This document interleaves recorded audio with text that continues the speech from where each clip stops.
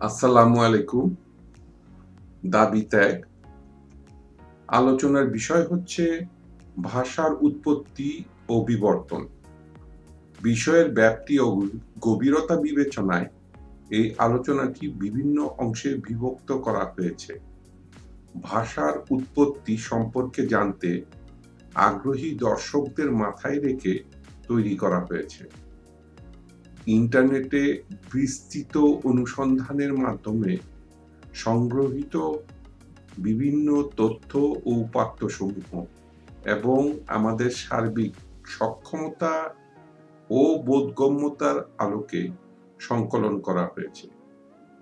যদি কোনো তথ্য বা উপাত্তের সত্যের বিবেচনায় কোনো ভুল ব্যাখ্যা করে থাকি, তবে আমাদের সবিনয় অনুরোধ দর্শকগণ নিজ গুণে ভুল ত্রুটি ক্ষমা করবেন। ইংরেজি শব্দের অর্থমূলক সমার্থিত সঠিক আবিধানিক বাংলা শব্দ প্রয়োগের সীমাবদ্ধতার জন্য দুঃখিত।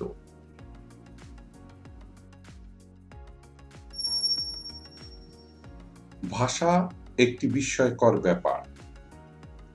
ভাষার উৎপত্তি বিজ্ঞানের একটি কঠিন সমস্যা। এটি কিভাবে কাজ করে তা সত্যই কেউ জানে না, এবং আজ অবধি কেউ জানে না যে এটি কোথা থেকে এসেছে। তবে আশ্চর্যজনকভাবে আমরা সকলেই ভাষা ব্যবহার করতে পারি। উদাহরণ দেওয়ার জন্য আমরা সম্ভবত গাড়ি কিভাবে চালাতে হয় তা হয়তো আমরা সকলেই জানি, তবে আমরা জানি না যে গাড়ির ভিতরের যন্ত্রাংশ কিভাবে কাজ করে।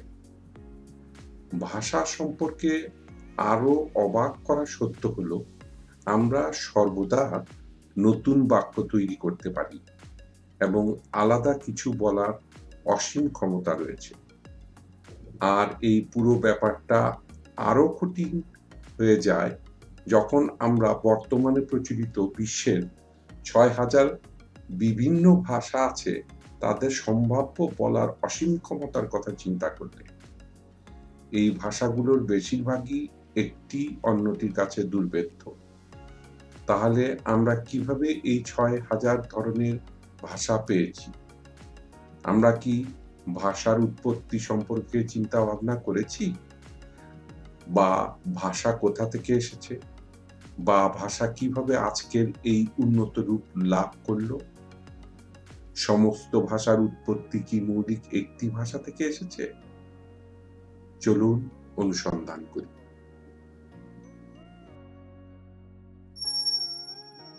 হাইপোথিসিস ১। ধরে নেয়া যাক ভাষার উৎস একক আদি ভাষা হতে, যা পরে আস্তে আস্তে বিবর্তিত হয়েছিল এবং বিশ্বের বিভিন্ন জায়গায় স্থানান্তরিত হয়েছিল।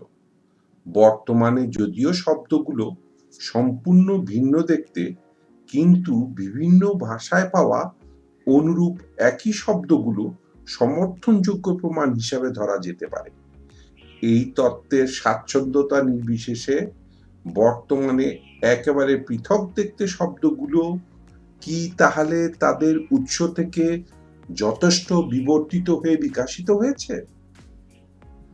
যদি একটি শব্দ আলাদা আলাদা ভাষায় উচ্চারণ বিবেচনায় একই শোনায়, তবে এটি কি বোঝায় যে এই ভাষাগুলো একই উৎস থেকে এসেছে? ঠিক শব্দটিকে উদাহরণস্বরূপ বিবেচনা করলে এটা কি উৎস হতে পারে এমন কিছু শব্দের যা এখন দেখতে খুবই আলাদা?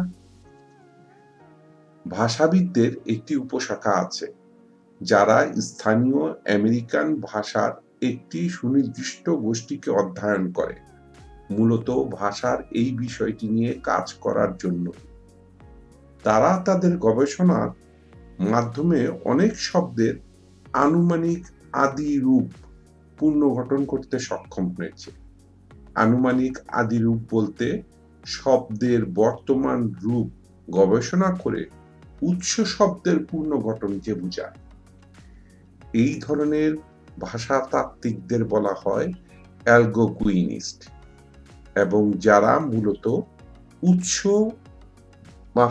ভাষার উৎস আবিষ্কার করার চেষ্টা করে।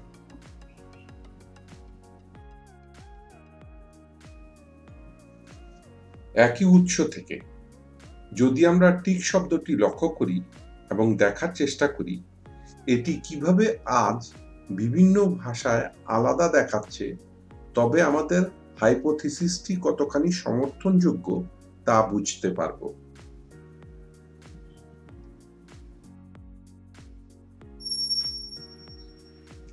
টিক শব্দের বিবর্তন।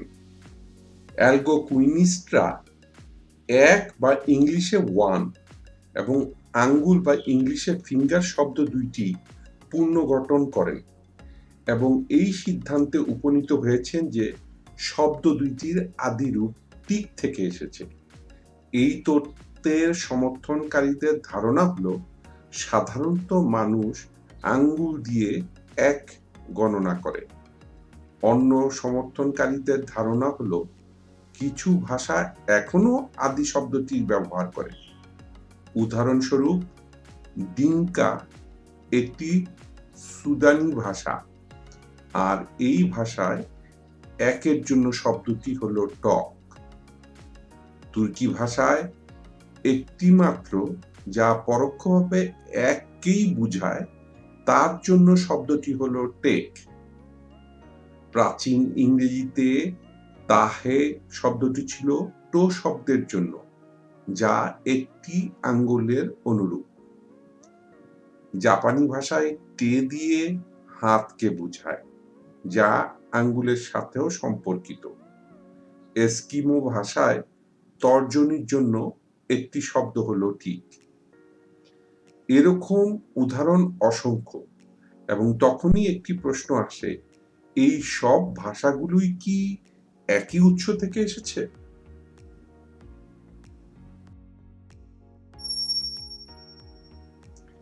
জাপানি এবং ইংরেজি ভাষার আদিরূপ কি একই?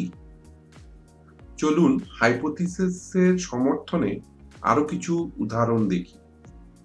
যদি আদি ভাষার উল্লিখিত যুক্তিটি প্রযোজ্য হয়, তবে জাপানি এবং ইংরেজি একই ভাষাগত উৎস থাকাটা খুবই যৌক্তিক। সমর্থিত উদাহরণ যেমন ইংরেজিতে মোর, জাপানি ভাষায় মো, ইংরেজিতে সো, জাপানি ভাষায় সো, আবার ইংরেজিতে নট প্রায় সমানভাবেই জাপানি ভাষায় নেই বলে উচ্চারিত হবে। এসবের মতো আরো অনেক সহায়ক উদাহরণ রয়েছে। এরকম বহুজোড়া ভাষার ক্ষেত্রে প্রয়োগ করে সমর্থিত উদাহরণ আরো পাওয়া যায়। আরেকটি উদাহরণ যেমন থাই ভাষা।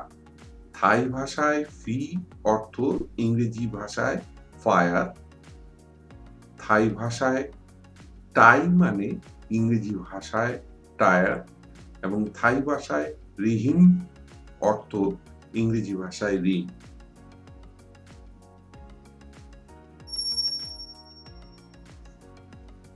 চিত্রের উপস্থাপিত খোদাই করা লেখাগুলো অনুমোদন দেয় যে অনেকগুলি ভাষা একই উৎস থেকে এসেছে।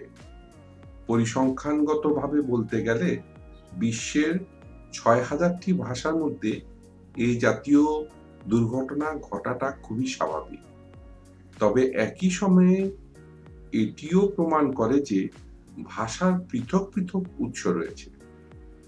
কিছু শব্দ এখনো বিভিন্ন ভাষায় একই রকম হয়, যা সম্ভবত একই আদি ভাষা থেকে নাও আসতে পারে। এর অর্থ কি পৃথক ভাষাগুলির মধ্যে কি কোনো নিয়মতান্ত্রিক সাদৃশ্য নেই?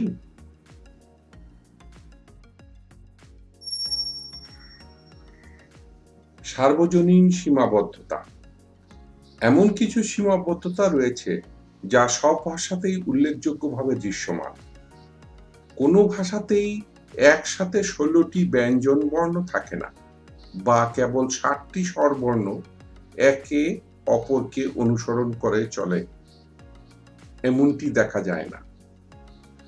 আরেকটি সার্বজনীন সীমা হলো ভাষাগুলোতে ক্লিকের ব্যবহার না করা, যদিও ক্লিকের ব্যবহার ভাষার শব্দগুলোতে আরো বৈচিত্র্য যোগ করতে পারে।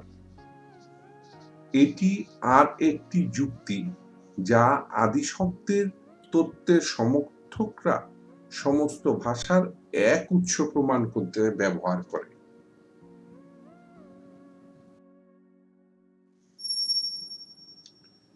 ভাষার উৎপত্তি প্রায় ১.৫ লক্ষ বছর আগে, অথচ সমস্ত ভাষার লিখিত রূপের প্রমাণ মূলত ৬,০০০ বছর পূর্বে। ফলস্বরূপ ভাষার প্রধান ইতিহাস অনুমানের মাধ্যমে আবিষ্কার করা হয়েছে, এবং যেখানে ভাষার উৎপত্তিকাল বিবেচনায় সমস্ত ভাষার লিখিত রূপের প্রমাণ অনেক নতুন বা সদ্যপ্রাপ্ত। সমস্যাটা হলো টিক শব্দটির বিভিন্ন ভাষায় যে সাদৃশ্য আমরা পেয়েছি এবং সার্বজনীন ভাষার যে সীমাবদ্ধতা তুলে ধরা হয়েছে, এই যুক্তিগুলি হয়তো ভৌগোলিক বিবেচনায় কিছু ভাষা গুচ্ছ একটি সুনির্দিষ্ট ভাষা থেকে আসার সম্ভাবনাকে বাড়িয়ে তোলে, কিন্তু সব ভাষার মধ্যে একই আদর্শ অনুযায়ী ঘটনের অস্তিত্বের সাক্ষ্য দিতে যথেষ্ট নয়। পর্যাপ্ত তথ্য ও বিশ্লেষণ বা সার্বজনীন গ্রহণযোগ্য একই আদর্শ অনুযায়ী ঘটনের অস্তিত্বের সন্দেহাতীত প্রমাণ ব্যতীত একটি আদি ভাষাই সব ভাষার মূল উৎস হিসাবে মেনে নেওয়া বেশ কঠিন হয়ে যায়, যা কোনো মতেই যুক্তিসঙ্গত এবং সন্দেহ ছাড়াই প্রমাণ করা সম্ভব নয়।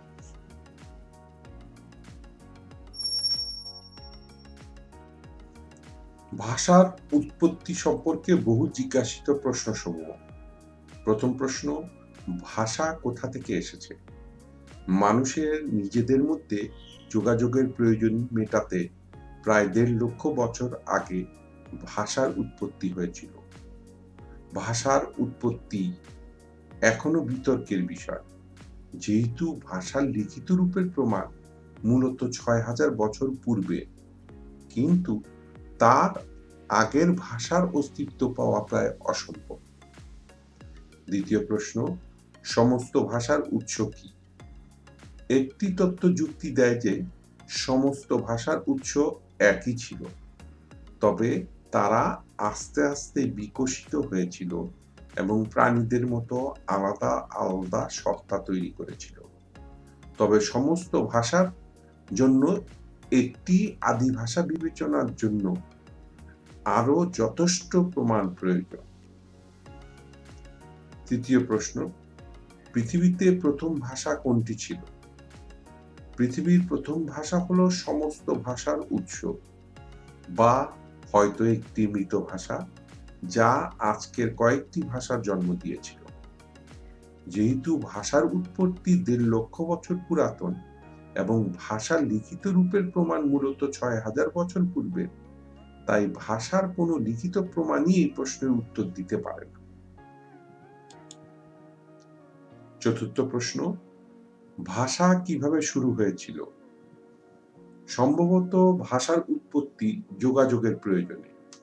হতে পারে প্রাথমিক শব্দগুলি কেবল চিৎকার এবং চেঁচামেচি ছিল, তবে শেষ পর্যন্ত ভাষা মানুষের জন্য যোগাযোগের একটি নিয়মতান্ত্রিক উপায় গঠনের জন্য বিকশিত হয়েছিল।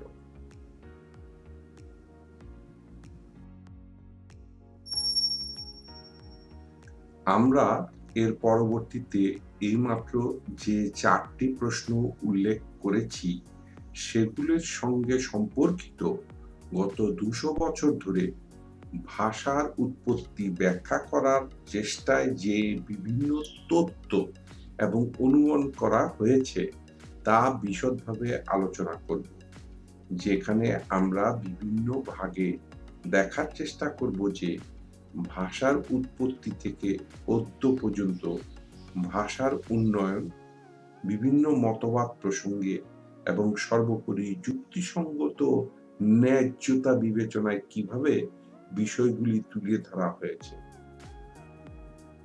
আপনার মূল্যবান সময় ব্যয় করে দেখার জন্য আপনাকে ধন্যবাদ। সাবধানে থাকুন, তবেই ভালো থাকবেন। এবং সুস্থ থাকবেন।